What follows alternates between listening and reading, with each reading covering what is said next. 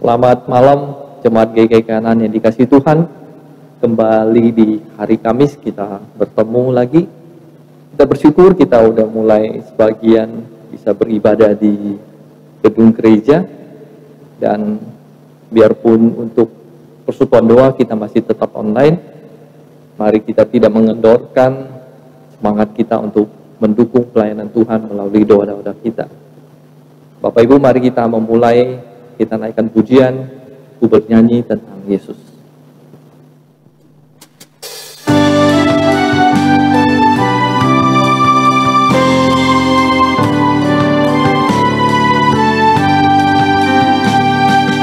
Hatiku bersukacita karena Dia selamatkanku. Kasih-Nya amat ajaiblah yang menghapus dosaku.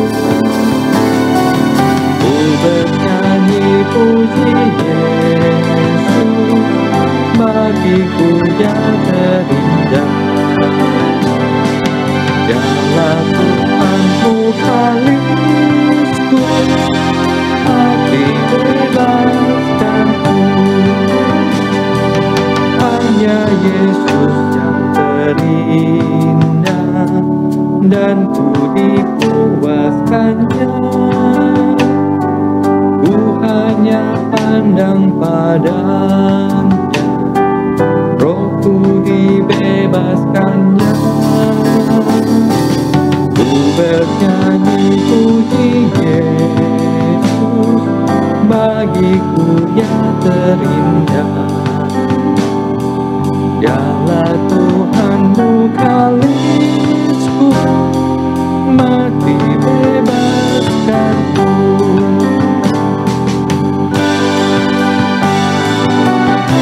Bernyanyi puji Yesus, karena Dialah Tuhanku sungguh terindah, terindah bunga harum, sumber berkat yang melimpah, anugerahnya ku dipilih. Ku bernyanyi puji Yesus, bagiku Dia terindah. Dialah Tuhanku kalisku, mati bebaskanku.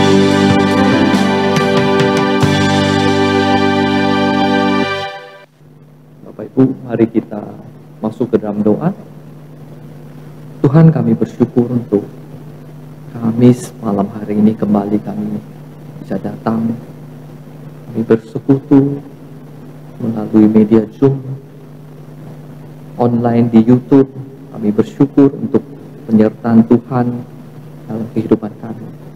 Tuhan, kami mau bersehati memuji nama-Mu, karena kami mau mengingat kembali akan kebaikan Tuhan, akan anugerah yang telah kami terima di dalam kehidupan kami. Kami mau memuji nama-Mu.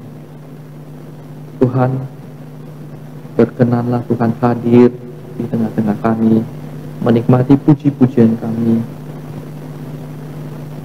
dan mengajarkan kami akan kebenaran firman Tuhan. Dan kami mau menyimpan firman-Mu di dalam hidup kami dan melakukan. Hanya di dalam nama Tuhan Yesus kami berdoa. Amin. Bapak Ibu, mari kita membaca, menghafal kembali ayat hafalan kita minggu ini, yang diambil dari Roma pasal 13 ayat 14. Tetapi kenakanlah Tuhan Yesus Kristus sebagai perlengkapan senjata terang, dan janganlah merawat tubuhmu untuk memuaskan keinginannya. Kiranya firman ini menjadi pengingat kita untuk setiap saat dalam kehidupan kita. Mari kita naikkan pujian, ku pancarkan keindahan-Mu untukmu.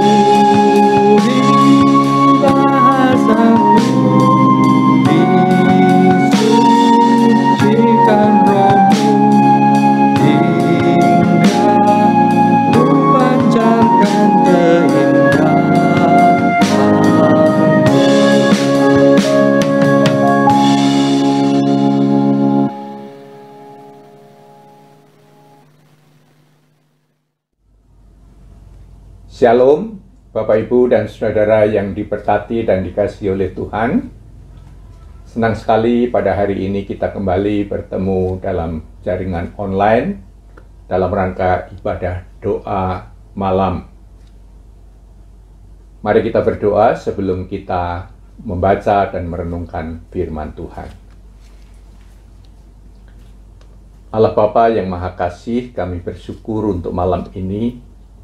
Di tengah-tengah segala kesibukan dan aktivitas kami masih diberi kesempatan untuk datang menghadap hadirat-Mu yang kudus melalui ibadah doa malam hari ini. Sekarang saatnya kami akan merenungkan sebagian daripada firman-Mu, dan nanti kami akan menindaklanjuti juga dengan doa syafaat bersama-sama. Mohon Roh Tuhan memandu kami, mengurapi hamba-Mu yang penuh dengan segala keterbatasan ini, dan memberkati setiap umat-Mu yang ikut dalam ibadah ini. Dalam nama Tuhan kami Yesus Kristus, kami mohon dan berdoa. Amin.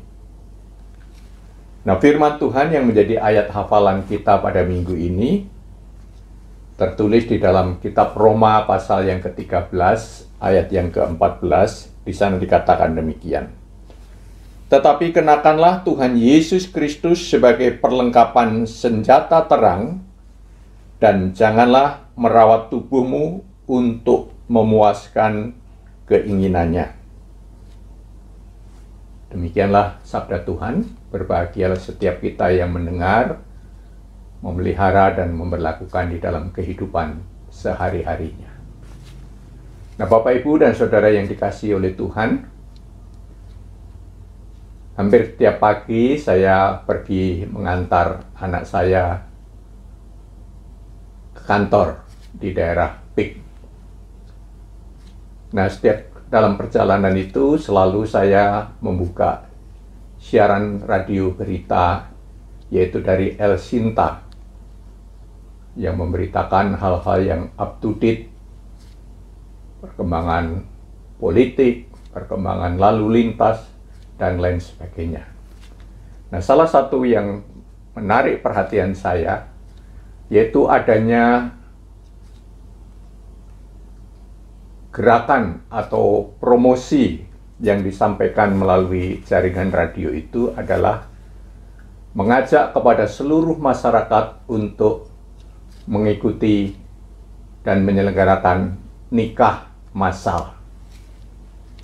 Nah, nikah massal di sini bukan dipimpin oleh pendeta atau oleh ulama, bukan dalam bentuk sebuah seremonial di sebuah ibadah, tapi nikah massal ini terkait dengan menyangkut urusan kesehatan masyarakat, terutama berhubungan erat dengan situasi pandemi COVID-19 yang masih belum berakhir sampai hari ini.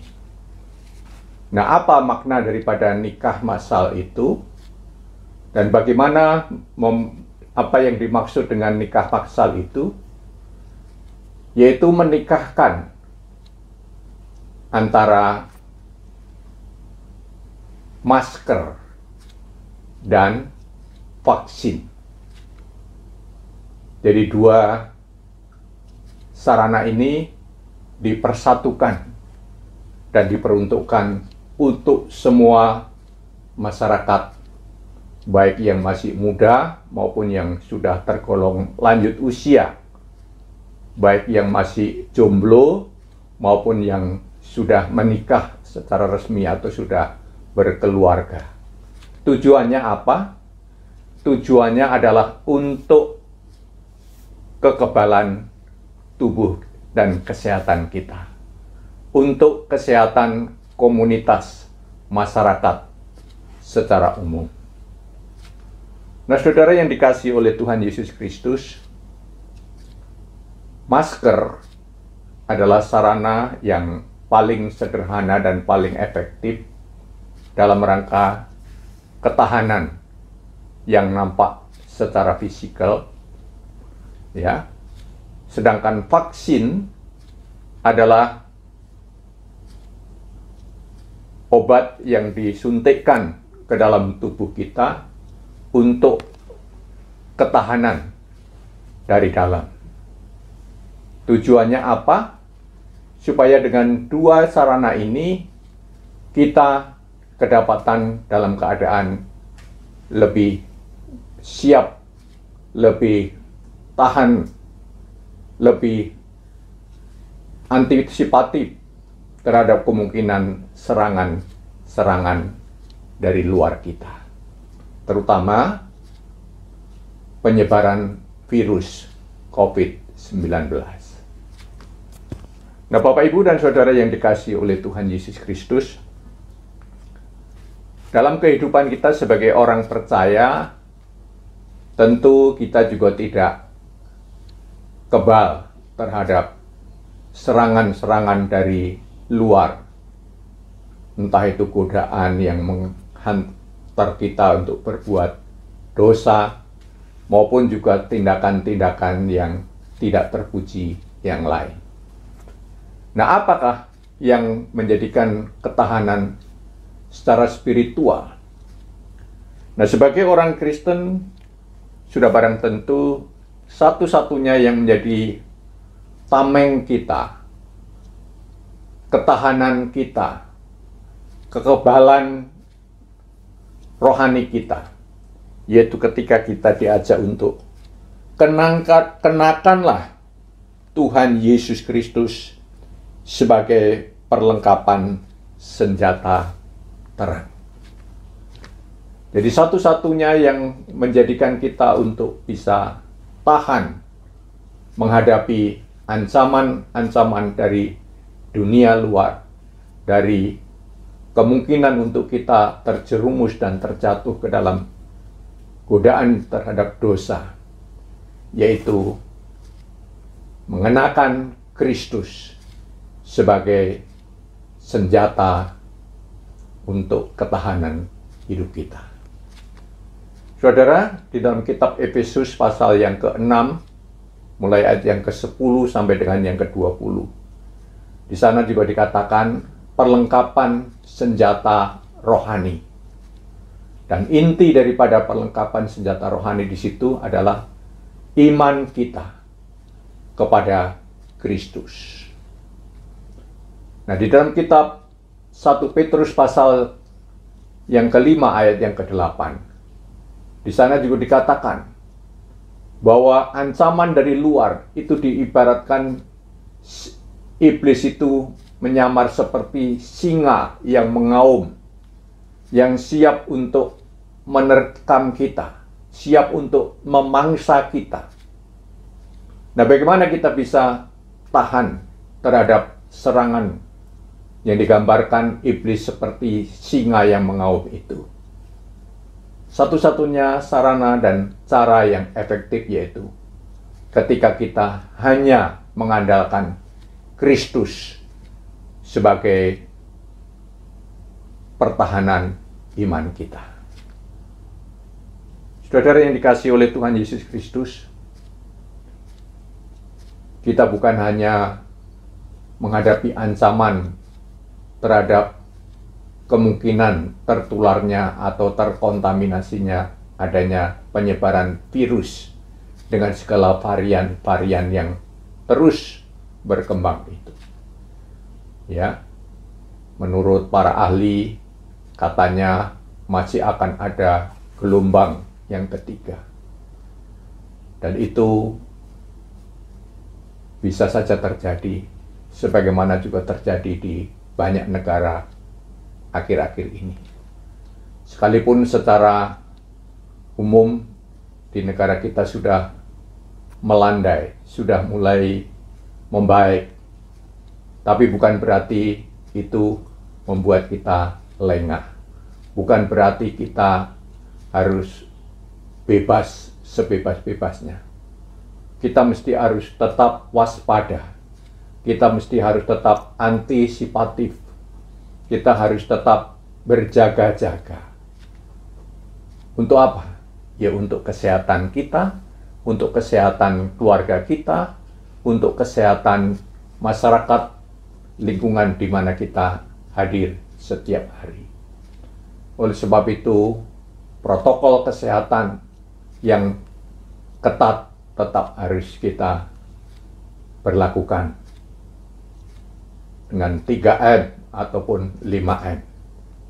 Dan itulah demikian juga dengan kehidupan spiritual kita. Sarana yang paling efektif yaitu ketika kita menjalin relasi dengan Kristus sebagai Tuhan dan Juru Selamat kita.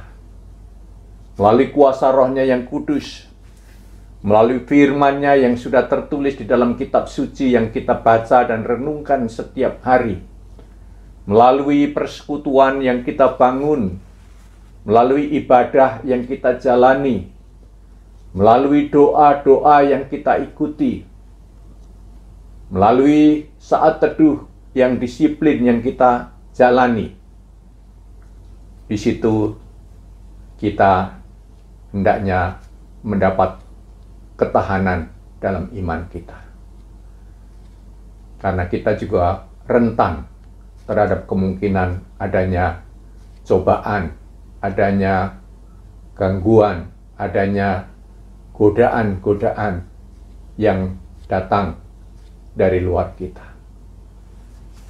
Maupun juga dari daging kita, emosi kita, manusiawi kita, nafsu kita, dan lain sebagainya.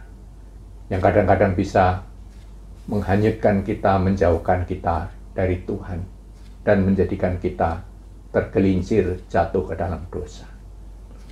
Oleh sebab itu, mari kita terus membina relasi dengan Tuhan melalui disiplin rohani kita, sehingga kita juga tetap bertahan sampai akhir hidup kita bersama dengan Tuhan senantiasa.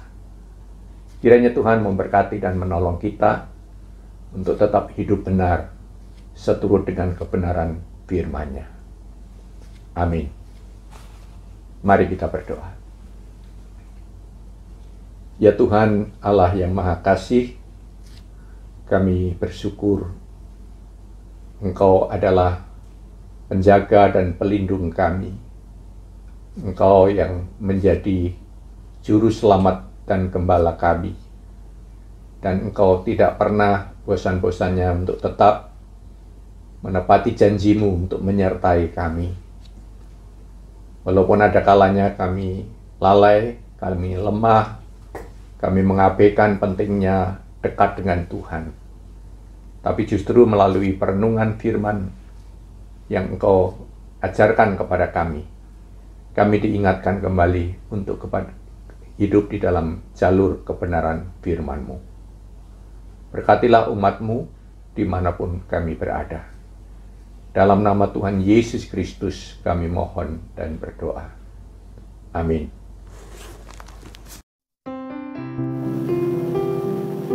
Bapak Ibu, mari kita masuk ke dalam pokok-pokok doa yang menjadi kerinduan kita untuk pelayanan-pelayanan Tuhan di dalam kehidupan kita, di sekitar kita. Pertama-tama mari kita berdoa untuk GKI Kanaan. Kita berdoa untuk para hamba Tuhan yang melayani di GKI Kanaan. Kita sebutkan nama mereka satu persatu. Kita berdoa, kita mendukung pelayanan mereka. Kita juga berdoa untuk para majelis, sehingga para majelis dan juga para hamba Tuhan bisa bekerja sama dengan baik membangun jemaat-jemaat yang ada di GKI Kanaan. Mari kita sama-sama berbuka suara berdoa untuk pokok doa ini.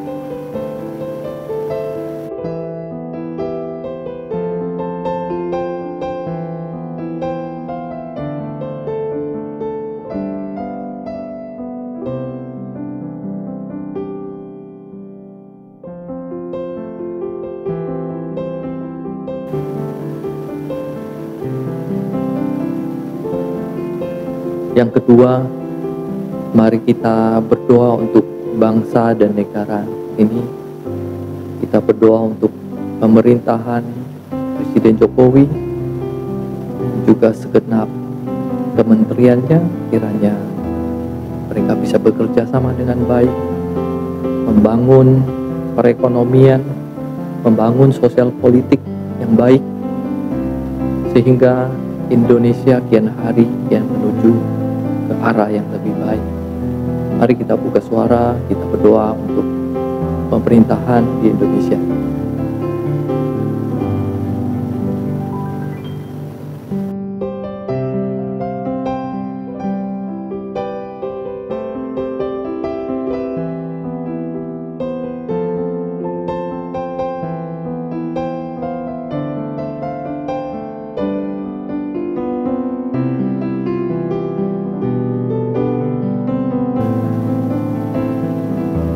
Ketiga, Bapak Ibu, kita mari berdoa untuk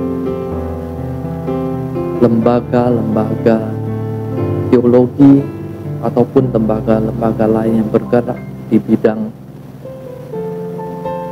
keagamaan, khususnya untuk mengabarkan Injil. Kita berdoa untuk sekolah-sekolah teologi, kita berdoa untuk sekolah-sekolah Kristen yang terus memegang mandat budaya, sehingga nama Tuhan dipermuliakan, nama Tuhan disebarkan melalui murid-murid mereka, melalui guru-guru yang ada di dalam sekolah-sekolah tersebut. Kita berdoa kiranya mereka tetap mempertahankan pengajaran yang murni sesuai dengan Alkitab yang Tuhan berikan kepada kita. Mari kita berdoa untuk lembaga-lembaga dan juga sekolah teologi.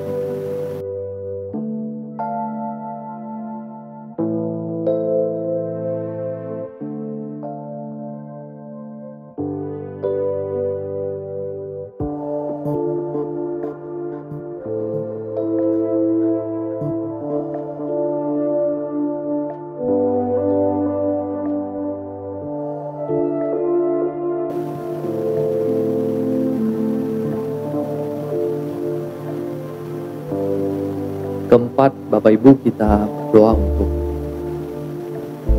rekan-rekan kita yang kita tahu mungkin mereka di dalam pergumulan, teman-teman kita yang dalam kesakitan, ataupun teman-teman kita yang kita tahu mereka di dalam persoalan-persoalan yang mungkin mereka susah untuk menceritakan kepada banyak orang.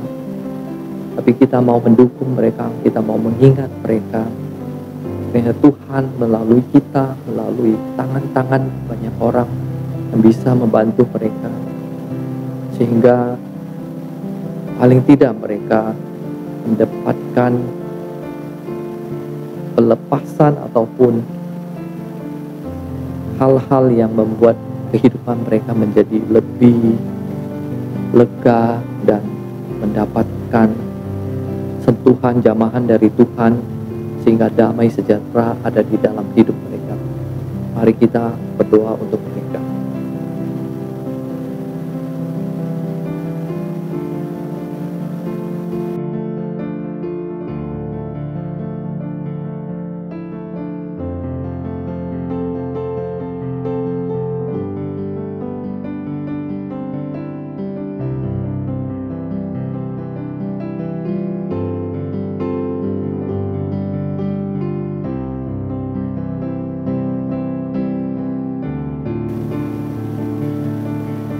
Kelima, Bapak Ibu, mari kita berdoa untuk keluarga kita. Mari kita berdoa untuk suami kita, mari kita berdoa untuk istri kita. Kita berdoa untuk anak-anak kita. Kiranya kita menjadi sebuah keluarga yang benar-benar mengarahkan, memfokuskan Tuhan sebagai tujuan utama kita, sehingga di dalam keluarga kita Kristus dimuliakan, dan di dalam keluarga kita anak-anak mengenal Kristus dan mereka bertumbuh di dalam Kristus. Dan kiranya harapannya adalah keluarga kita menjadi berkat bagi orang banyak. Mari kita sama-sama buka suara, Kita berdoa untuk keluarga kita.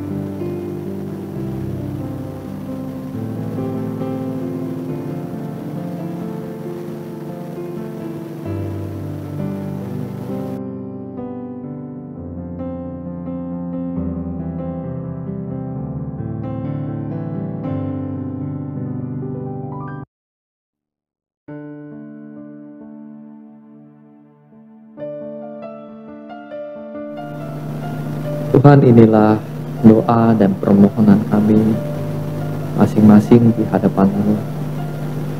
Kami mohon Tuhan berkenan mendengarkan doa kami dan mengajarkan kami untuk terus bersabar, terus berharap hanya kepada Engkau saja. Terima kasih Tuhan untuk waktu ini. Terima kasih untuk persekutuan kami. Hanya di dalam nama Tuhan Yesus kami naikkan doa dan permohonan kami. Amin.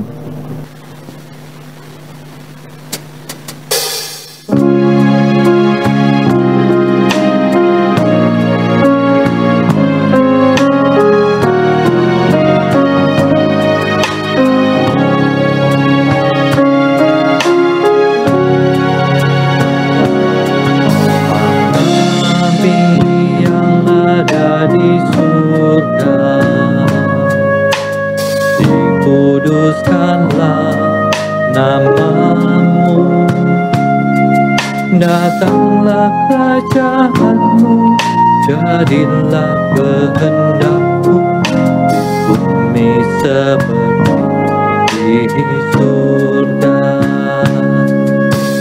Beri kami hari yang secukupnya, ampuni salah kami, beri kami ampuni yang bersalah pada kami.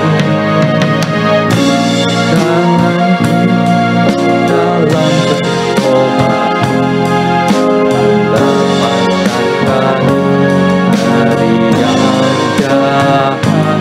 Engkaulah yang punya kerajaan dan kuasa dan kemuliaan sampai selama-lamanya.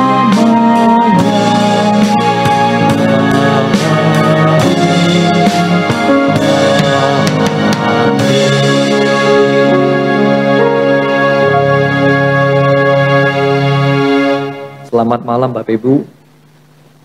Terima kasih sudah setia bersama-sama kita bisa mendoakan pekerjaan-pekerjaan yang ada di gereja kita. Sampai jumpa minggu depan lagi.